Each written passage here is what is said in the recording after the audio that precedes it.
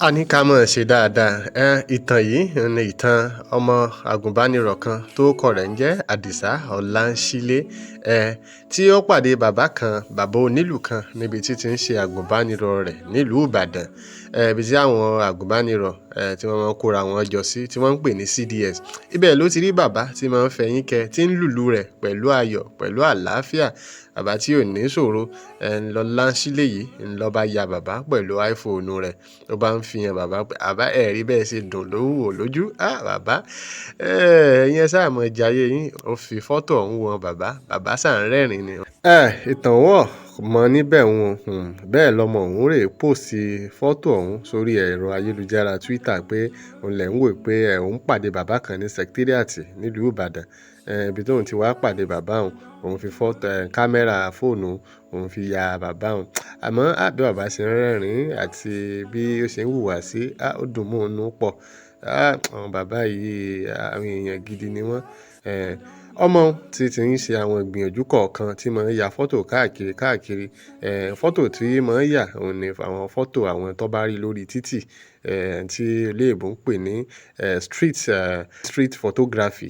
Tí eléèbó ń pè ní street photography bí ká rọ́mọ lọ́sàn tí ń kiri lọ ká yà, ká rẹ́ni tí ń gbá bọ́ọ̀lù lé orí fíìdì ká yà, ká rí dírẹ́bà tí ń fẹyín lórí lópòpónà ká yà irú àwọn fọ́tò báyìí.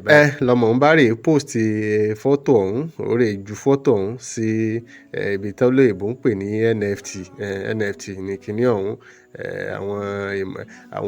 Àwọn tó mọ̀ nípa ìmọ̀ ìjìnlẹ̀ wọ́n mọ̀ tá à ń wí yìí. Bí bàbá ṣe di gbajúgbajà nú wọn. Láwọn èèbó wọ́n bá ra fọ́tò ìpè fọ́tò bàbá adúláwọ̀ kan rè. Wọ́n sì kó ribiribi lé. Ẹ gbọ́ iye tán ra fọ́tò ọ̀hún.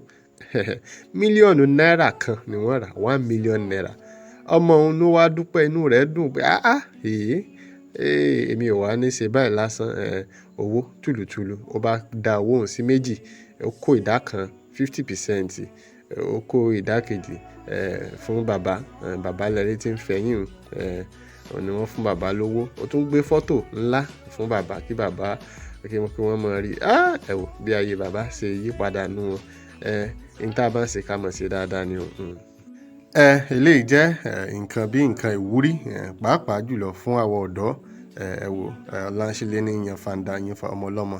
Ó ti méèkì owó. Ẹ wò bàbá náà ti méèkì owó láìròtì owó tá a ròtì tẹ́lẹ̀. Ọmọ àgùnbánirọ̀ bó ṣe yí ayé bàbá padà 500,000 lẹ̀ ń wò tí bàbá fẹ́ gbà pé bàbá ní ìbò ẹ̀wà ti rówó ọmọ yìí. Ọmọ ìwọ kọ́ lọ yà mí jò ní o tún ti kó wá sí èsì pé nǹkan mi ń bẹ lọ́rùn rẹ báyìí. Owó yìí mọ̀ pọ̀ ẹ̀yin bàbá tún fi ìlú sí fáwọn àgùnbánirọ̀ tí ń bẹ́ẹ̀ pé ayé mi ti dáa. Ìjọ wo ni n tó kanrú owó báyìí tí ń lùlù kí àdúgbò. Ẹ wò fọ́tò tó gbé fún bàbá ni bàbá ló tún fẹ̀yìn pé Ọlọ́run mọ̀ rán áńgẹ́lì sí èèyàn o. Ká mọ̀ sí dáadáa pàápàá jùlọ fáwọn ọ̀dọ́ tá à ń gbé fóònù kiri. Oríṣiríṣi nǹkan gidi la lè fi fóònù wa ṣe. Yorùbá Report náà ni ẹ ǹlẹ́ o. Bàbá ní wa mọ́tò lọ́wọ́.